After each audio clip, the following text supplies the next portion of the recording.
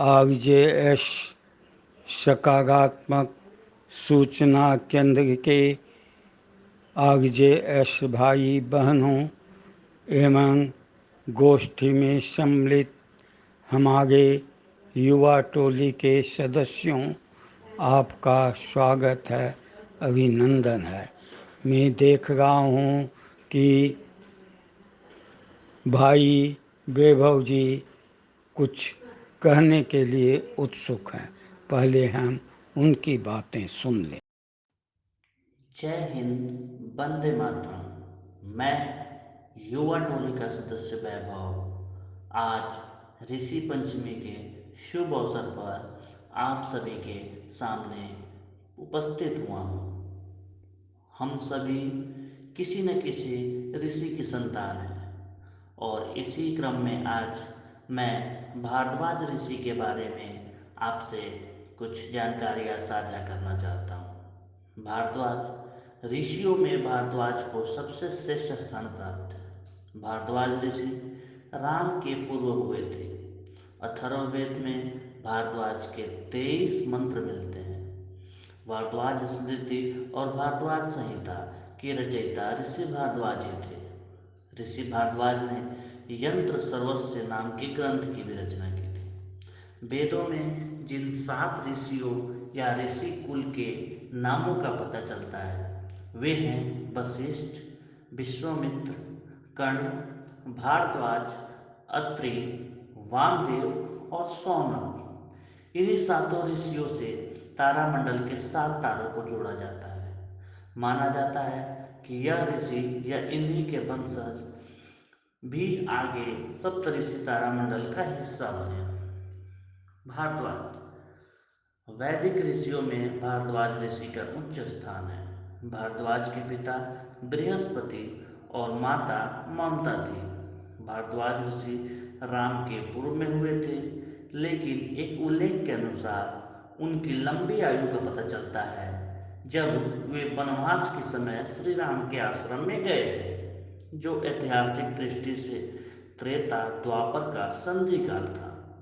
माना जाता है कि भारद्वाजों में से एक भारद्वाज विदथ ने दुष्यंत पुत्र भरत का उत्तराधिकारी बन राजकाज करते हुए मंत्र रचना जारी रखी।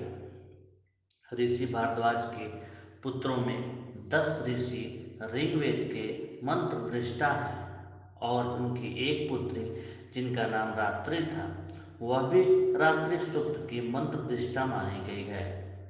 ऋग्वेद के 6ठे मंडल के दृष्टा भारद्वाज ऋषि हैं। इस मंडल में भारद्वाज के 765 मंत्र हैं। अथर्ववेद में भी भारद्वाज के 23 मंत्र मिलते हैं। भारद्वाज स्मृति और भारद्वाज संहिता के रचनाकार भी ऋषि भारद्वाज ही थे। ऋषि भारद्वाज ने यंत्र सर्वस्व नामक वृहद ग्रंथ की रचना की थी। इस ग्रंथ का कुछ भाग स्वामी ब्रह्म मुनि ने विमान शास्त्र के नाम से प्रकाशित कराया है। इस ग्रंथ में उच्च और निम्न स्तर के विचरने वाले विमानों के लिए विविध धातुओं के निर्माण का वर्णन मिलता है। बहुत बहुत धन्यवाद। जय हिंद, वंदे मातरम। आपके प्रश्न। ऋषि परंपरा क्या है, उसका अनुपालन कैसे करें, कृपया बताएं। संतोष जैन, इंदौर से। सुप्रभात। आज के सुप्रभात मैसेज में आपने मंत्र दर्शन शब्द का प्रयोग किया है। जहाँ तक मुझे पता है, मंत्र को हम पढ़ सकते हैं, सुन सकते हैं, लिख सकते हैं और उसका उच्चारण कर सकते हैं, परंतु मंत्र का दर्शन करने का क्या अर्थ हुआ, कृपया समझाएं। मैं सुमन कुमारी पटना बिहार से हूँ और यह जानना चाहती हूँ। जय हिंद, वंदे मातरम। मैं युवा टोली का सदस्य वैभव प्रभारी महोदय आपसे यह जानना चाहता हूँ कि क्या हम आम मनुष्य ऋषि परंपरा का अनुपालन कर सकते हैं? अगर हाँ, तो इसके लिए क्या मापदंड है? कृपया हमारा मार्गदर्शन करें। धन्यवाद। सुप्रभात। मैं बहन वर्षा बंसल पचम्बा झारखंड से। मेरी आरजेएस सकारात्मक भारत सूचना केंद्र पटना बिहार के प्रभारी से जिज्ञासा है। आज के वैज्ञानिक परिवेश में मंत्र, ऋषि परंपरा व आर्य सकारात्मक आंदोलन को मैं समझूं। कृपा करके मुझे समझाएं। धन्यवाद।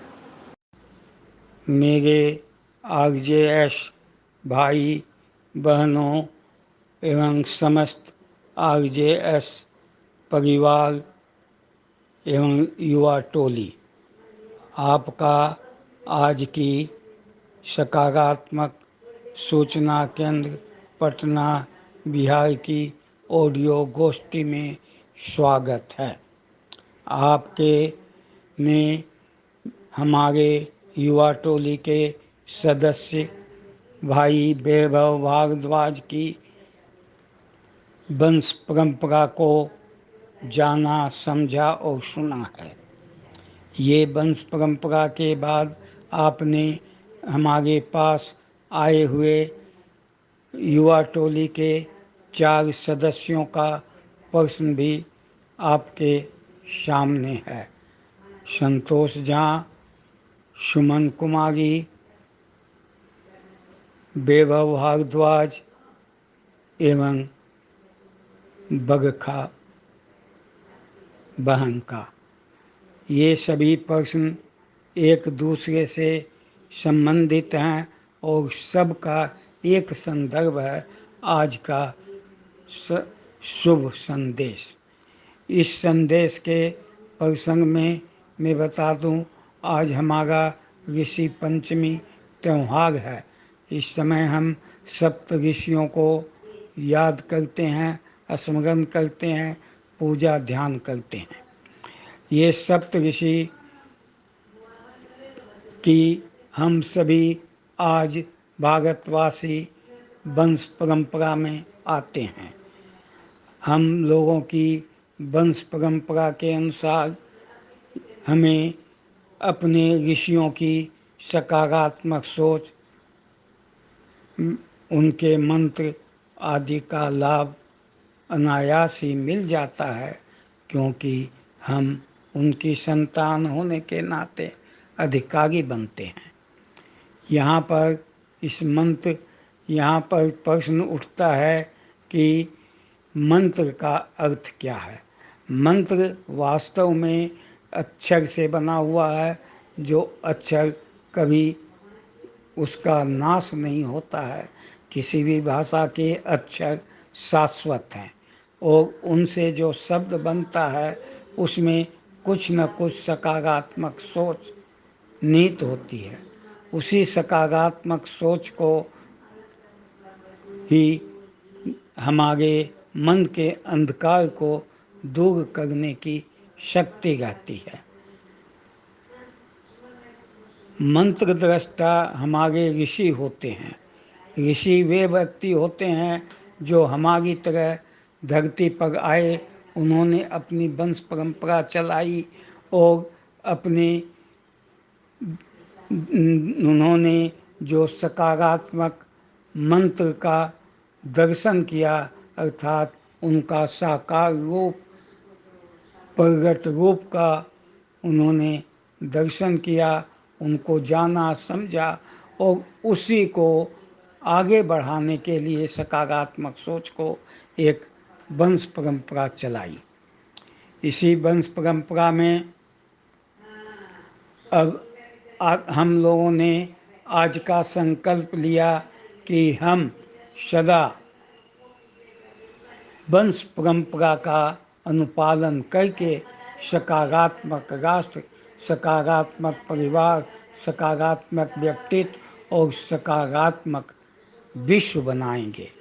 यह सही है, क्योंकि हम सभी के पास अपने ऋषियों की मंत्र शक्ति है, उनका दर्शन है, साकार रूप का ज्ञान हमें मिला है और उसके बाद हमें उसे क्रियान्वयन करने के लिए समय समय पर उनकी लेखनी से, उनके रचना से ज्ञान भी मिलता है। और इस संसर्ग में मैं बता दूं कि ये वंश परंपरा हमारी अंत नहीं होती है।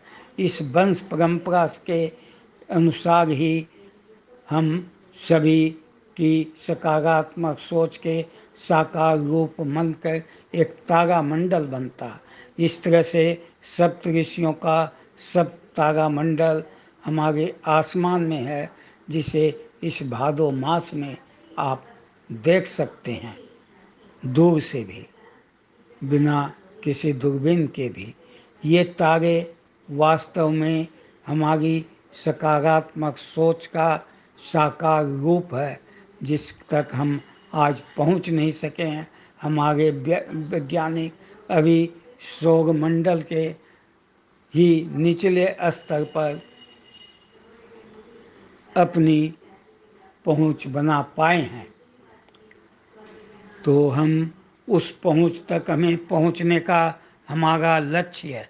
इसी क्रम में मैं बता दूं कि हमें अपनी वंश परंपरा का अगर हम अनुपालन करते हैं तो हमारा एक विशिष्ट व्यक्तित्व तारा मंडल का, किसी भी सप्त तारा मंडल में किसी एक का अंश होगा। जय हिंद, वंदे मातरम।